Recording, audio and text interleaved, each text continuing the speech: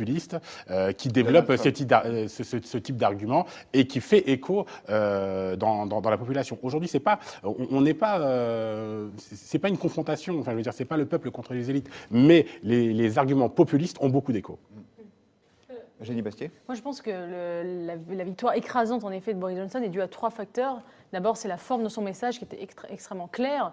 Il a fait une très bonne campagne avec un message d'une limpidité totale, c'est-à-dire enough, assez, ça suffit, quoi. Ça suffit, on va faire ce Brexit. Et beaucoup de gens qui n'étaient pas favorables forcément au Brexit se sont résignés, ou en tout cas ont adhéré à l'idée que de toute façon, ce Brexit devait avoir lieu. Et finalement, la durée, l'embourbement du Brexit a plaidé finalement pour le Brexit plutôt que contre, alors qu'on pouvait s'attendre au fait, ben voilà, ça dure tellement longtemps, les gens vont se dégoûter du Brexit. Ben c'est le contraire en fait, c'est-à-dire que l'embourbement a poussé les gens vers le Brexit pour en finir.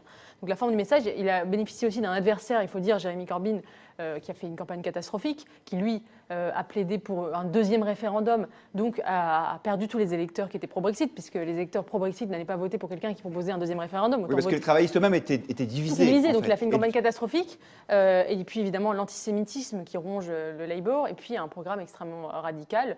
Il faut se souvenir que Jeremy Corbyn, il y a quelques années, était loué comme le renouveau de la gauche radicale après les années, après l'effondrement de la social-démocratie partout en Europe. C'était vraiment la figure admirée par Jean-Luc Mélenchon, etc. On voit bien que là, c'est un effondrement total et c'est une leçon pour les États-Unis aujourd'hui. C'est-à-dire que quand on voit que les candidats de la gauche radicale sont en train de faire un tabac pendant les primaires démocrates, est-ce que la défaite de Jeremy Corbyn peut être un avertissement? Ça va être intéressant à suivre.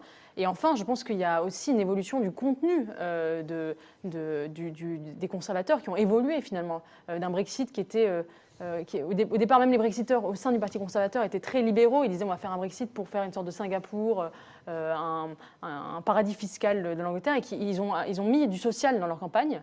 Et du coup, ils ont regagné l'électorat populaire. Et rappelez-vous que les conservateurs ont fait 9% aux européennes.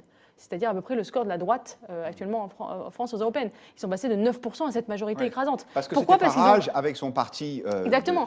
Ils ont fait l'alliance avec les souverainistes. Qui a gagné les élections, qui a été le premier aux européennes, oui, qui est arrivé en tête. Et ils ont aussi mis du social dans leur campagne. C'est-à-dire que Boris Johnson a fait une croix sur le thatchérisme, a fait une campagne avec beaucoup de mesures envers la santé, notamment engager des dizaines de milliers d'infirmières, par exemple, dans les hôpitaux. Et on voit qu'il a réussi comme ça à récupérer l'électorat populaire et à le voler au Labour et à la gauche. Et c'est très intéressant et c'est une leçon aussi, encore une fois, pour la droite française, à mon avis. Ryan Nazareska, à votre avis, les Britanniques ont pu voter contre leurs intérêts économiques en se prononçant pour le Brexit, c'est-à-dire en fait en faisant passer la politique avant leur porte-monnaie? Toujours faire attention avec ce type de jugement parce que les